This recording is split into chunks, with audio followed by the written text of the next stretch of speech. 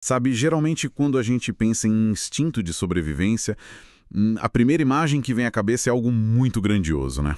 Bem cinematográfico. Ah, total. Tipo, fugir de um predador na selva ou, sei lá, desviar de um carro em alta velocidade na rua. Isso, exatamente. É algo dramático, heróico. Mas, lendo as anotações que temos para nossa imersão de hoje, principalmente o trabalho da doutora Luana sobre psicologia comportamental, a gente percebe uma ironia gigantesca aí. Uma ironia até bem cruel para nós seres humanos modernos. Muito cruel, porque esse mesmo instinto ancestral, aquele que manteve a gente vivo nas cavernas, é exatamente o responsável por fazer alguém devorar um pacote inteiro de biscoitos na frente de uma página em branco. Nossa, sim. A biologia que deveria proteger a gente é a mesma que, no fim das contas, sabota a nossa vida hoje em dia. É de explodir a cabeça. E a missão da nossa imersão hoje é justamente entender esse mecanismo oculto, sabe? Como a ansiedade hackeia o cérebro e como quem nos ouve pode parar de fugir do desconforto. E analisando os mapeamentos cerebrais e esses dados das nossas fontes, fica muito evidente que o medo tem um propósito biológico inegociável.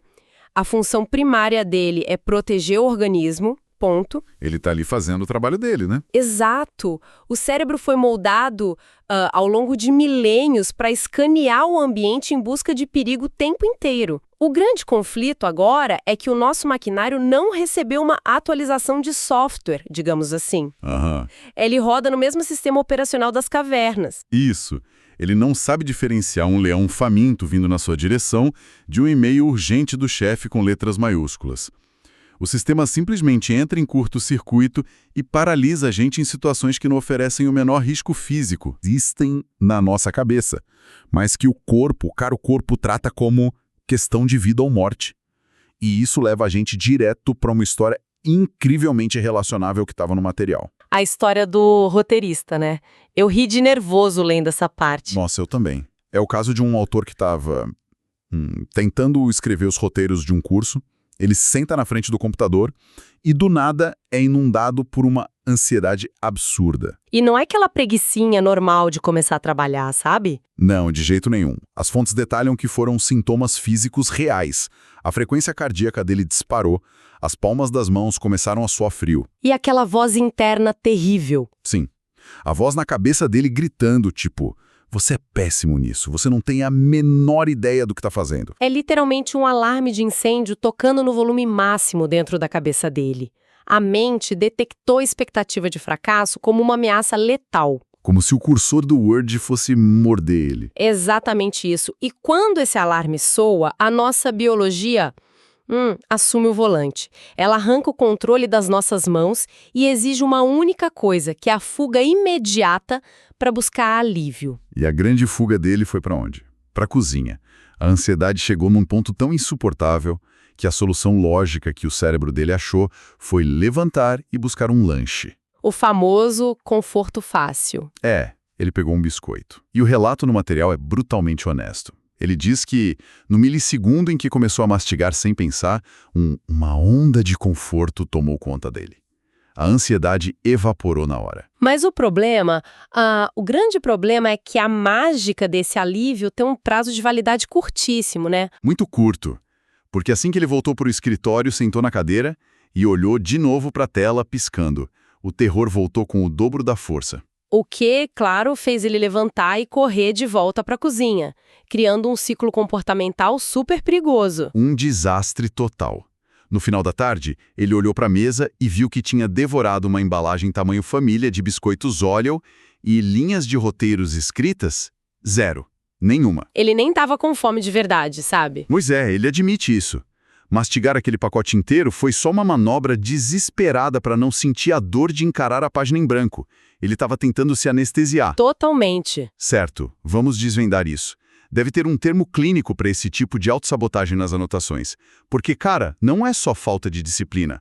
Como a doutora Luana define isso tecnicamente? Ela usa um termo bem específico na psicologia comportamental, que é a evitação.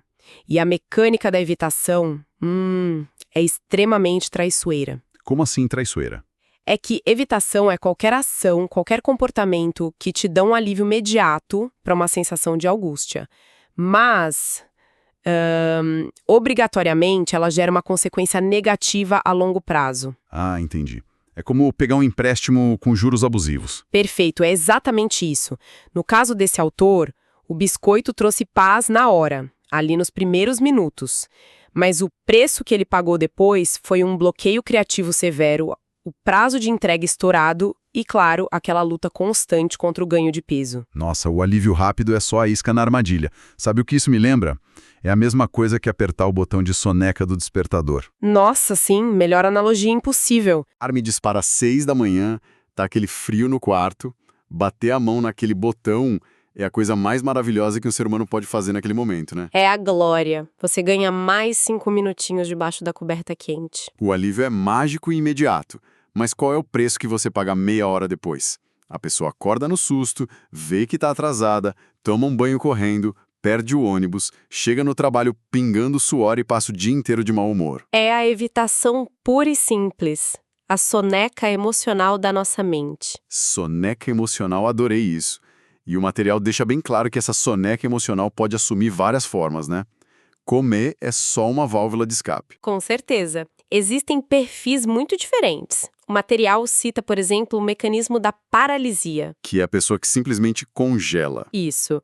O profissional fica lá encarando a tela do computador, lendo o mesmo parágrafo umas 8 vezes seguidas, com um terror absoluto, sem conseguir digitar uma vírgula. É a mente se fingindo de morta para ver se o predador vai embora. O clássico coelho paralisado no farol do carro. Mas nas anotações também tem o comportamento oposto a isso, que eu achei bizarro de interessante. Em vez de paralisar, a pessoa tem tipo uma diarreia verbal absoluta. Ah, sim. A hiperatividade reativa. É muito comum. É aquela pessoa que tenta lutar contra o desconforto digitando tipo milhões de palavras sem sentido. Enchendo página atrás de página com ideia inútil. Exato. O foco ali não é produzir um trabalho bom. A pessoa só quer aplacar a própria atenção através do movimento. Ela quer convencer a si mesma de que está sendo muito produtiva. Tem também aquela evitação disfarçada de limpeza, né? Quando do nada, arrumar a gaveta de cabos antigos e limpar o rodapé da casa vira a coisa mais urgente do universo. Nossa, clássico. Tudo para não ter que abrir aquela planilha do imposto de renda. Mas aí vem a grande pergunta. Se a evitação é o sintoma, é o momento que a pessoa já jogou a toalha. Como a gente rastreia isso antes de acontecer? Tem como quem está ouvindo perceber que está prestes a atacar o pacote de biscoitos? Tem sim. E o material introduz uma ferramenta muito pragmática para isso. A ideia é criar um termômetro emocional interno. O conceito clínico que a gente usa é a escala de unidades subjetivas de angústia. Mais conhecida pela sigla SUDES, certo? Isso mesmo, SUDES. É uma métrica super comum em abordagens de terapia cognitivo-comportamental. Imagina um termômetro mesmo que vai de 0 a 100. Tá, 0 seria o quê? O 0 é aquele estado de domingo à tarde na rede, sabe? Relaxamento total, sem nenhuma ameaça no horizonte. Já o 100, o 100 é o terror absoluto. Pânico total. Exato. A sensação de pânico iminente. Aquele ponto onde o cérebro acha seriamente que você vai morrer nos próximos segundos. Então, a premissa é que quanto mais o ponteiro sobe nesse termômetro SUDES, mais insuportável fica existir dentro do próprio corpo e maior a chance de rolar a tal da soneca emocional. A lógica é bem essa. E o que é fascinante aqui é a natureza dessa escala. Por exemplo, estar num barzinho com 2 amigos de infância pode registrar um nível 10 para uma pessoa. Conforto puro. Isso. Mas, se você colocar essa mesma pessoa num salão de convenções com 200 pessoas desconhecidas da área dela, a temperatura pode saltar imediatamente para 70. E as pesquisas mostram que quando a gente bate na marca dos 70 graus, o desejo de fugir ou de beber 3 taças de vinho rápido fica quase incontrolável. Mas, peraí, eu tenho um problema com essa escala. Qual? As anotações dizem que o nível 40 de uma pessoa pode ser algo completamente diferente do 40 de outra. Para alguém, falar em público é nível 30. Para outra, é 90. Aham, é bem variável. Então, se essa métrica é totalmente subjetiva, inventada pela própria imaginação de quem está sentindo medo, como isso tem validade? Quero dizer, como a psicologia usa isso como ciência se não tem uma régua única para todo mundo? É uma ótima pergunta. O rigor científico dessa escala não está em comparar você com o vizinho, entende? O foco não é alinhar os seus 60 com os 60 de outra pessoa. Tá, e tá onde então? A utilidade clínica está no autoconhecimento rigoroso do seu próprio padrão interno. Trata-se de mapear os sintomas físicos que a própria pessoa sente. A ciência aí está em criar previsibilidade. Como um radar próprio. Isso. Se alguém aprende a notar, por exemplo, que a respiração ficando curta e a perna começando a balançar significa, tipo, eu atingi o nível 60, essa pessoa ganha a capacidade de prever o próprio comportamento. Ah, então ela passa a entender que é exatamente nessa temperatura que surge a vontade absurda de abrir o Instagram ou atacar um doce. Perfeito. A subjetividade é o que garante que o termômetro funcione perfeitamente para o ecossistema único daquele cérebro em particular. Faz todo sentido agora. É tipo conhecer o painel de instrumentos do próprio carro, né? Sim, bem por aí. E eu não preciso saber a temperatura do motor do carro do lado. Eu só preciso saber quando o meu motor está quase fervendo para não fundir a peça. Mas aqui é que a coisa fica realmente interessante nas anotações da doutora Luana. Chegamos na parte tensa. Pois é. E quando a pessoa não olha para esse painel de jeito nenhum, o que acontece lá dentro do nosso cérebro quando o ponteiro sai dos 60, bate no 70, 80 e vai rasgando direto para o 100? Chegar no 100 é o ponto de pane geral do sistema. As fontes convidam a gente a fazer um exercício mental muito gráfico para entender a biologia dessa hora. Conta pra mim. Imagina uma pessoa que tenha uma fobia daquelas paralisantes e severas de aranhas. Agora pensa no pior cenário do mundo. Alguém pega uma tarântula gigante, peluda e viva e coloca caminhando exatamente no ombro dessa pessoa. Ai, credo. Só de você falar isso eu já senti a minha frequência cardíaca mudar aqui. É uma imagem muito visceral. É péssimo, né? E a pergunta que o material levanta é: o que acontece com a capacidade de raciocínio lógico dessa pessoa naquele exato milissegundo em que a aranha toca no ombro dela? Olha, eu aposto a minha casa que absolutamente ninguém com nível 100 de fobia de aranha vai ficar pensando tipo, será que eu lembrei de pagar a conta de luz? Ou, nossa, como eu vou estruturar o roteiro do meu projeto? Dá um branco total. Eu já passei por algo parecido antes de subir num palco por uma apresentação muito grande, o cérebro simplesmente apaga, o vocabulário some. E a neurobiologia explica perfeitamente essa sensação de apagão. Quando a temperatura interna passa dos 70 SUDs, rola uma verdadeira guerra por energia elétrica dentro do nosso crânio. Como assim energia elétrica? É que nós temos o chamado cérebro racional, que é o córtex pré-frontal.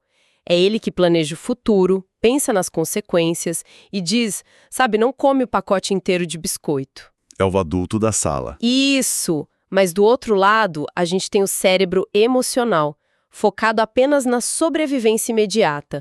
Ele é comandado pela amígdala, lá no sistema límbico. E em situações de alta angústia, a amígdala entende que é uma emergência letal.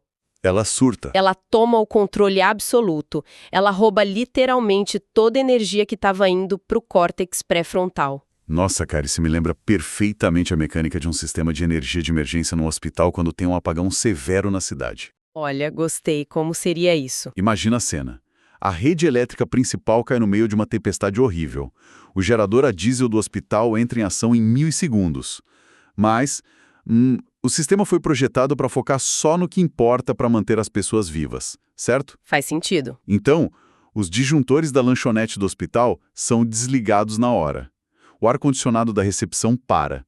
As televisões da sala de espera apagam. Cada volt disponível no prédio inteiro é desviado violentamente para as máquinas da UTI e para os monitores cardíacos. É sobrevivência primeiro, conforto depois. Essa imagem é genial e traduz a mecânica com precisão absoluta. A sua capacidade de lembrar palavras difíceis, de ter empatia numa briga de casal, de pensar na dieta, tudo isso é a lanchonete e a televisão da recepção. E a amígdala não liga para a lanchonete. De jeito nenhum. O córtex pré-frontal não é essencial para evitar que um tigre devore você nos próximos 5 segundos. A amígdala não tem nuance. Ela olha para uma sala cheia de estranhos ou para uma tela em branco e declara que aquilo ali é uma ameaça existencial. E como o material chama isso? O termo clínico para isso é sequestro límbico. O centro emocional faz o seu raciocínio lógico de refém. A luz do pré-frontal apaga e a sirene vermelha da amígdala domina tudo. É meio assustador, mas ao mesmo tempo é profundamente libertador entender isso, né? Porque tira um peso gigante da culpa. A pessoa que comeu a caixa de Oreo inteira não é só preguiçosa ou indisciplinada. Ela sofreu um sequestro neurológico. Exatamente. A lanchonete do cérebro dela foi desligada à força. Mas isso levanta um problema bem sério. Então, o que isso tudo significa para o nosso dia a dia? Porque se a nossa biologia, que demorou milhões de anos para ser calibrada, sequestra a gente de um jeito tão violento, o que sobra? O diagnóstico parece uma sentença. Se o cérebro sempre vai desligar a luz, como a gente para de fugir dos medos? A boa notícia é que o quadro não é uma condenação. É aqui que as fontes entregam a grande virada de chave para a gente. O mecanismo é biológico e automático, sim, mas ele pode ser treinado. Treinado como? A gente consegue não desligar o gerador?